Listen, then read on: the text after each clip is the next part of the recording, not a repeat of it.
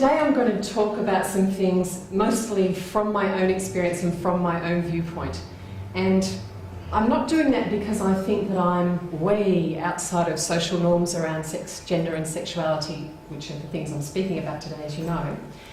But partly because I'm advocating for us to think about our own experiences and to think about our own relationships to those social norms.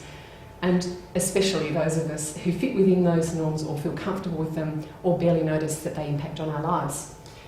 So I'm doing that because I think it's a really fruitful and interesting project and one we could all be part of. And I'm also doing it from my point of view because I can't honestly see why people who are under constant pressure in their lives because they're either unwilling or unable to fit within those norms of sex, gender and sexuality, why they should always bear the weight of our curiosity about their lives or of our ignorance about what their lives are like or what the issues for them might be. Sexes. It just seems as though the first question, and it used to be when the baby was born, but now it's when the baby's barely begun inside of its mother. Is it a boy or is it a girl? Don't know if you can work it out. It's a pretty interesting idea that there are only two sexes, and it seems to be a social norm that's got a lot of sway in our society. It doesn't really correspond very well to biological reality. It doesn't seem to have stopped it from being completely pervasive. So there are interesting questions here like, how do we know that we are a particular sex? And in a common sense way, I think of that as having something to do with my genitalia perhaps. Maybe it's got something to do with chromosomes. I barely know what they are. Maybe it's got something to do with hormones. I only notice them when I think they're bothering me or someone I care about. Many of us have grown up with the idea that sex is really about biology and has nothing to do with personal choice and nothing to do with social expectations. But when you listen to the life stories of people who don't fall into one of the ordinary old camps around this, I think that calls into question whether any of those statements are true. And it certainly calls into question whether sex is a lifelong thing. You know, there you are, you're born with one, there you are, you die with the same one. Nope, not necessarily so anymore. So, to me, those of us who believe that our sex is uncontroversial, me amongst us, need to educate ourselves about other lives in other ways. But it's going to take a lot more than that for people to be able to think about what's going on here. This society tells people that sex is a natural thing and a normal thing, something that can't be altered. So it targets people who change sex or who don't fit into either of those two boxes our society's helpfully provided for us, for violence and discrimination. And that same society treats things that I think are really rather strange, like breast augmentation for biological women only, women who are born women, and cosmetic surgery. Those things are treated as perfectly ordinary if they make someone who's female more female or make someone who's male more male. So my email inbox is still filling up with ads for Viagra and all kinds of information about how I could enlarge my penis, which is a little bit puzzling, especially on Monday morning. And meanwhile, pornography, sport, fashion, television and films are full of models who've been surgically and chemically enhanced to make them into some kind of ideal of what a male or a female could look like. That's the result of damage and it produces an image that's pretty hard for most of us to live up to, I think. So the rigidity of our attachment to the idea that there are just two sexes has produced a society that would prefer to mutilate the bodies of little children without checking to see if that really makes sense, rather than tolerate someone who might not be sure or who might change from the sex that they were assigned at birth to a different one that suits them better later in life. To me, that doesn't make sense.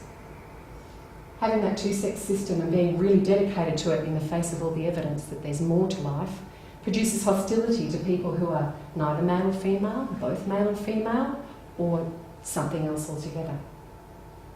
I think it's a good question what we're so afraid of. Why are these variations perceived as being freakish or threatening, rather than being evidence that human beings are even more richly diverse than we might have previously imagined? How can we take up this as an opportunity to learn instead of one to panic, which seems to be a bit more common? These are questions for those of us whose sex has never really been called into question. It's our fears and our rigidities that result in the suffering of people who are treated badly because they don't fit into one of those very tightly constraining two boxes. So I'm going to move on from sexes to talking about genders. Rising on the foundation of the idea that there are only two sexes is the idea that there are only two genders, masculine and feminine. And not only that, there are only two, but if you are male, you ought to be masculine, and if you are female, you ought to be feminine, and those are the choices available. Most of us have questioned whether this makes as much sense as we've been told. Feminists in particular have argued that sex and gender are separate concepts, that they don't belong tightly twisted up together, but that they could be peeled off one another, so that being born in one sex wouldn't necessarily dictate all of your hopes and expectations for what you can practically accomplish in your life, and the people around you, the expectations that they have of you. So feminists argued this was a way toward greater freedom, to peel those two ideas off each other and accept that, you know, sex might be about biology, but all the things that we attach to gender are far more cultural and therefore can be changed. And in fact, you can look around and go, masculinity and femininity look very different in different cultures, they look different in different historical periods. This shouldn't be too surprising to us. But there are actually very elaborate ideas about what counts as gender in this society. And we know what those norms are, even if we choose not to comply with them completely. In fact, even very small children know what gender norms are. They don't need to be told explicitly, and they can identify gender transmission when they see it. So for example, when I'm walking down by the beach last summer, I'm walking along wearing my shorts, and therefore wearing my bare legs in their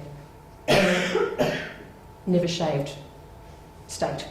And very small girls, about this high, came toward me and gave me every impression that they knew that a person like me shouldn't have legs like that. They didn't need to say anything. I didn't need them to say anything. They knew what they were looking at. They communicated what they knew to me, and I understood the message as it had been communicated by them.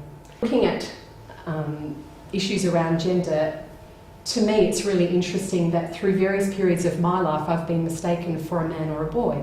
So when I was a child, I was sometimes called Sonny, or, you know, my mother once got what must have been a very confusing phone call from the chemist saying that her son was in the chemist, and there was a question. And my mother still doesn't have any sons, so I don't know what she thought was happening. So that was what happened as a child, and as an adult I've faced things such as, are you in the wrong toilet? Or just behind you in the women's toilet, followed by a long conversation. Or being called sir, being referred to as mate by men whom I don't know, and so on. So having had that opportunity on some occasions throughout my life has provided me with a whole bunch of opportunities to reflect on my reactions, because I found that I don't react the same way to being called sir as I react to, oh, you must be my auntie, or are you my friend Anne, or didn't I meet you the other day? I have a whole different reaction to being mistaken for a man than I do for being mistaken for a woman that I don't happen to be. And it's also given me a whole bunch of opportunities to reflect on other people's attitudes. Why do they get so angry when they think that I'm a man and discover that they're wrong? Why do they feel socially awkward is easier to understand, but some people get very cross about that. What is it that I do that makes some days a day when people are looking at me quizzically very often, and other days are days when people's eyes slide over me because I'm not that interesting? So, as far as I can tell, what I've done not to comply with gender norms has been pretty basic stuff, like, you know, obvious things like not wearing makeup, but also things that are not so obvious, wearing loose clothes and being daggy. Apparently men really have a prerogative to wear loose clothing that women don't have in the same way. Men certainly have the prerogative to be more daggy in the same situation than women have the ability to be and be judged to be appropriately dressed. So at work, I've got some very well-dressed female co-workers, and I've got male co-workers, some of whom are well-dressed and some who are terribly daggy. And they are judged quite differently to me. I'm probably toward the bottom of the daggy scale for the women in my workplace. So I guess it's possible to say that gender is flexible, because you can look around this room and see quite a few options for women, a few less men here.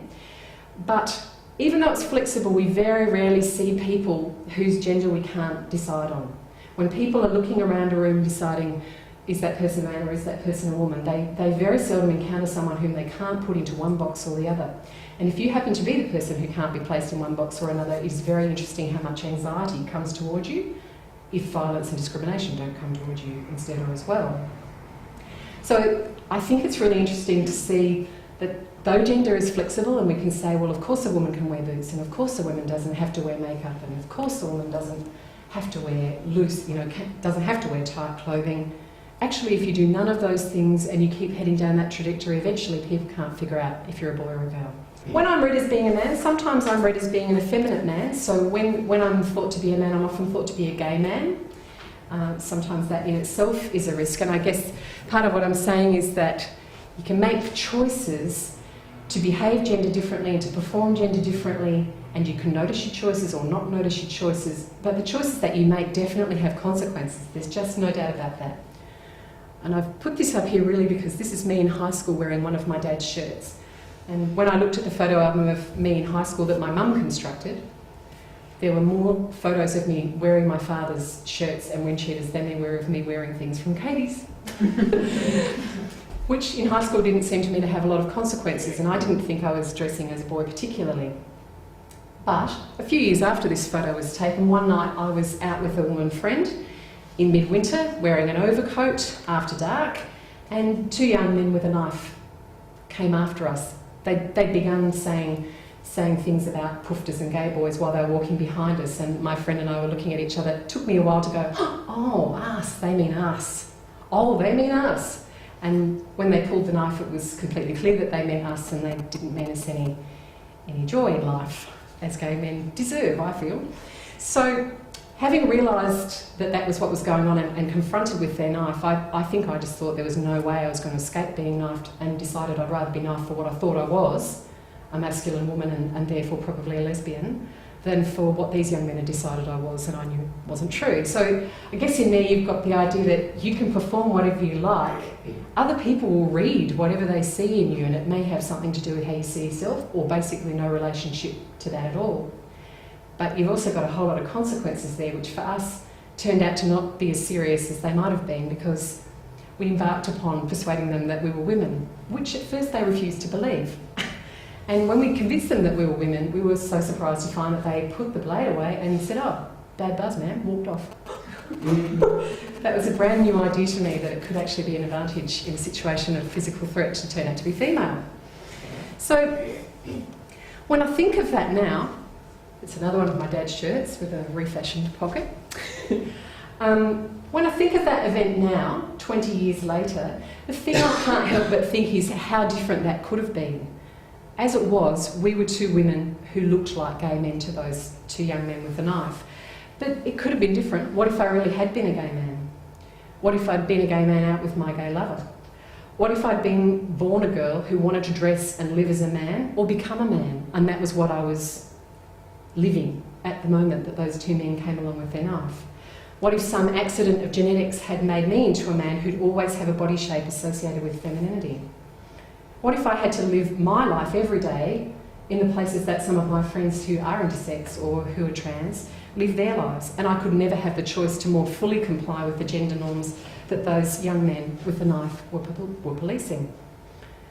So I guess I'm saying that I do have choices in those things, as do we all, but those choices don't come without costs or without benefits, depending on how you make them.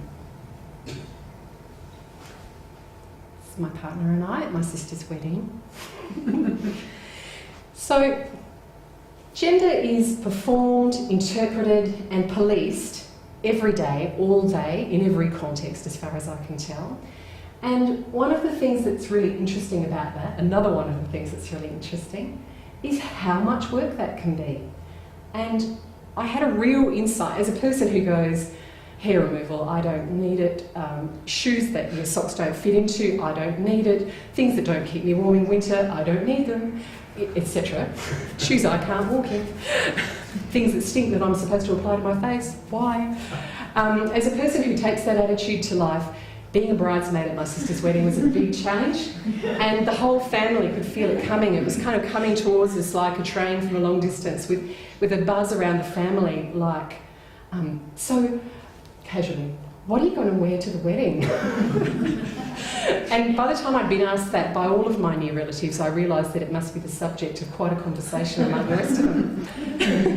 The risks to me of being an incompletely feminine woman are really, really different to the risks that my genderqueer and trans friends run in that same kind of context. Because I have a lot of resources in my life from my class background. I have a job where I can be what I am, and people might think I'm weird or that it's strange that I don't try harder, but I'm not really at risk from any of those people, and my job's not at risk.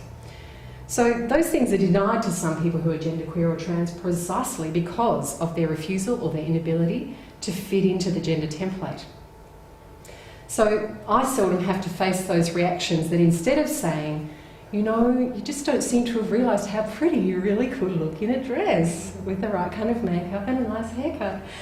I don't have to face the reactions that I would have to face if people thought I was trying to be a man or trying to be a woman. Sometimes it's hard to say which one they think I'm doing. It seems pretty clear that many people struggle to really think about the lives of people who don't comply with gender norms. Butch women, cishy men, passing women, cross-dressers, transgender people produce really strong reactions.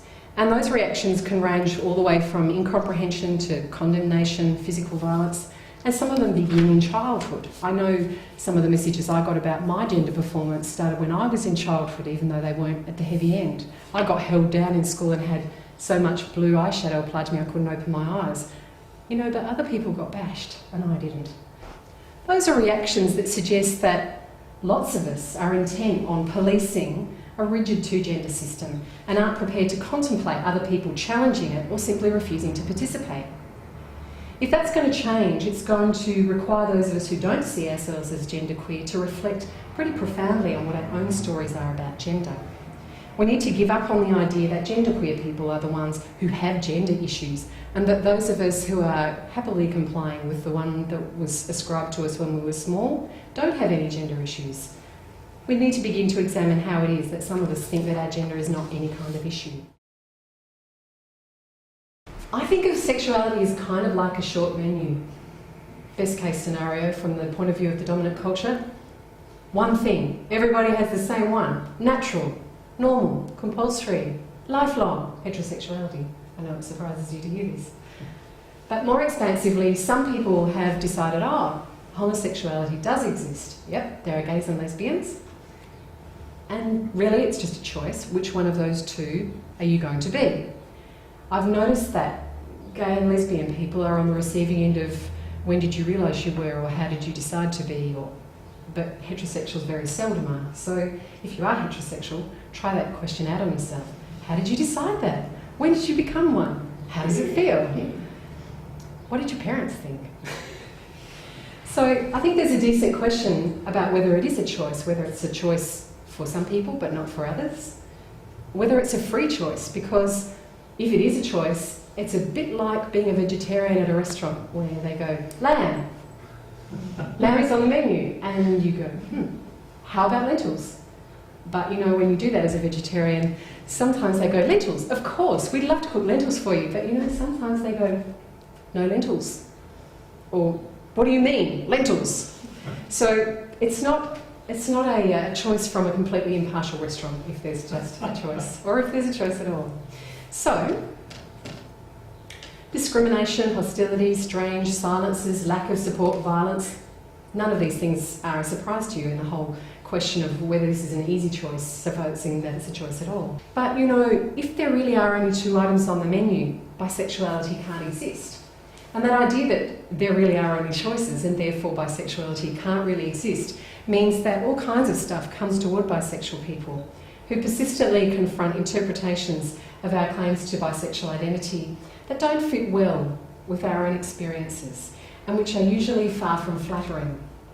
So the assumption that there are really only two sexualities doesn't leave a lot of room in which to tell stories of lives in which things change. I had a new idea. I met someone who was so exciting. I was surprised. Or I made a bold decision that hadn't been possible for me previously. And it certainly doesn't accommodate people whose sexuality is fluid, you know, the whole two-item menu. No room for people to change change forward, change back, be fluid, refuse labels. We're not getting very far with any of those things if there are only two things on the menu. So the way this comes at me sometimes is like this. I was once told that my relationship to a man after having identified as a lesbian was obviously down to me being a Piscean. You know the horoscopes, Pisces, the two little fish swimming in opposite directions? So the person who was holding this out to me was like two little fish swimming in opposite directions. You just don't know where you are, do you? You don't know what to decide, do you? You're struggling with decision making. You're just like those two fish that can't decide which direction and just head in the same direction together. And I really thought that that decision was very far from evidence of my indecision. To me, that had been a really big, life-changing decision, that having lived as a lesbian, I was in love with this guy as far as I could figure out. I was shocked to find that he felt similarly. And I examined myself and said, do I hold any political attitude? Do I feel anything in my heart that says I shouldn't go with this relationship with this rather delicious person? And I decided no. To me, that was the very reverse of indecision. It had lots of knock-on effects for what my community was, who my friends were, how they felt about it, what my family thought, and how I was going to live my life, let alone how he was going to live his life. Okay, so it's not just that sexuality is a very short menu, as the dominant culture would have it. It is that, according to the dominant culture, sexuality is a fixed menu. It doesn't change. You can't make one decision today and another decision tomorrow. So long as you see sexuality as who you are lifelong, instead of what you do at a particular time in your life or for your whole life long, if that's what suits you, that means that the whole idea of working out what your sexual identity is kind of comes towards you as work out who you really are. Are you gay or are you straight? And as a bi activist, I encounter people saying, I just wish I could work out which one I am, gay or straight, to which I can only kind of come up with a variety of answers like, you don't have to make a decision, or, you know, maybe there's more options. So if we think that sexuality is who you are and there are only two boxes, then any kind of change implies some kind of failure on that model. But for many people, life brings all kinds of things. It brings more self-awareness that might let us reevaluate what we thought about ourselves and other people in the past. It can bring changes in people's attractions over time. It can bring changes in the conditions of people's lives so that new choices become possible. It can bring increased social freedom, allowing different choices to be named and claimed or made up. And of course, surprises can, and sometimes they do happen. I know that I've been surprised, and more than once. So, when we think about this society that's got these rigid pictures, two sexes, two genders, two sexualities, who suffers from that limitation? I think that it's common to think that the people who are targeted for violence and discrimination and horrible stuff in life because of homophobia and discrimination around gender and sexuality, I think that it is common to think that they are the people who suffer. But to my way of thinking, actually everybody suffers when society is that rigid. If you really want to avoid diversity, you have to work very hard at isolating yourself because you are swimming in it everywhere you go all of the time. And ignoring that doesn't make sense and means you're cutting out of your life for people who might be really, really exciting to have in your life and who you might be able to learn a lot from and who might really enjoy you as well. So, if everybody is diminished, where are we going with this? I think that when we have these really rigid ideas and consequences follow from not complying with them, fear makes even people who are very compliant in the way that they live their sex, gender and sexuality limit their lives and limit their relationships.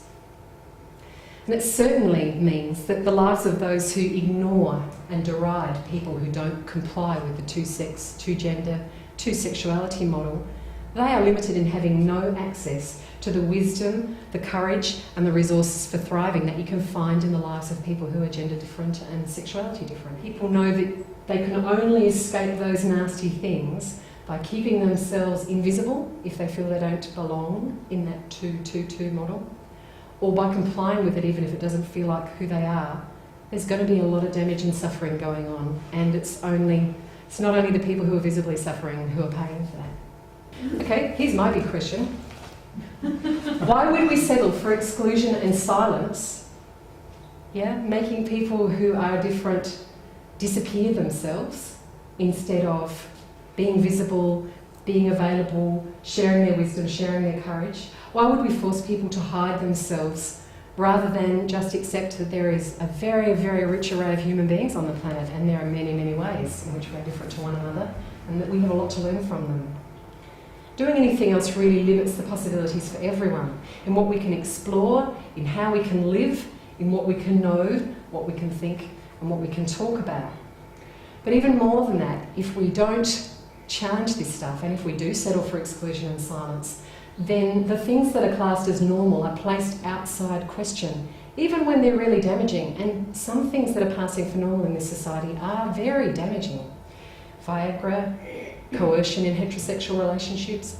What is the thing about cosmetic surgery? What is the stuff about, clothing that constrains you and does you physical damage if you wear it for long periods of your life? Those normal things are placed beyond question. And sophisticated conversations about things that are non-normative, gender, sexuality kinds of practices, those conversations become quite impossible. They're kind of swept away by ignorant and denigrating assumptions. Nobody wants to have conversations about things that are genuinely necessary to have important conversations about if there isn't a starting place of respect that those conversations can come from. So, why would we settle for exclusion and silence? Why wouldn't we go where things are really exciting and full of possibilities? And in my view, so far that's turned out to be up the steep side of the queer learning curve. So, hope to see even more of you there than I already have. Thanks.